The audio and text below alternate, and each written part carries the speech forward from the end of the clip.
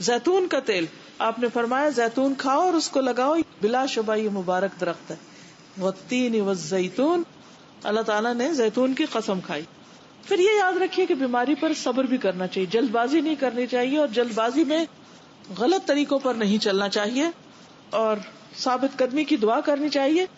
نبی صلی اللہ علیہ وسلم نے فرمایا کسی بھی مسلمان کو کوئی بیماری، تکلیف یا کوئی بھی مرض ہوتا ہے تو اللہ تعالیٰ اس کے گناہوں کو اس طرح گراتا ہے جیسے درخت اپنے پتوں کو گرا دیتا ہے.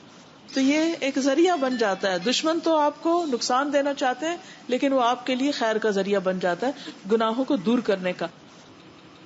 سارے آج کی بات میں ایک یہ یاد رکھ لیں تو بہت فائدہ ہوگا، کیونکہ ہم تکلیف میں گھبرا بہت جلدی جاتے ہیں. بعض اوقات انسان اپنی عبادت اور نیکیوں کی وجہ سے ان درجات تک نہیں پہنچ سکتا جن پر تکلیف آنے پر صبر کی وجہ سے پہنچ جاتا ہے.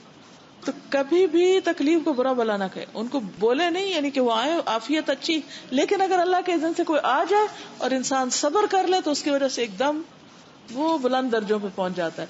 اور قیامت کے دن جن کو تکلیفیں پہنچیں گی اور انہوں نے صبر کیا ہوگا ان کو جو اجر ملے گا بے حساب، انما یوفی الصابرون اجرہم بغیر حساب. تو ان کا اجر دیکھ کر دوسرے لوگ کہیں کہ کاش دنیا میں ہماری اسکن کینچے سے کاٹی جاتی، ہم صبر کرتے اور اسی قسم کا اجر پاتے. ایک کالی عورت تھی جس کو مرگی کا دورہ پڑتا تھا، تو اس نے کہا میرے لیے آپ دعا کریں کہ میں ٹھیک ہو جاؤں. تو آپ نے فرمایا اگر تم صبر کرو، یعنی میں کروں گا تو ٹھیک ہو جائے، لیکن صبر کرو تو تمہارے لیے اس کے بدلے جنت ہے.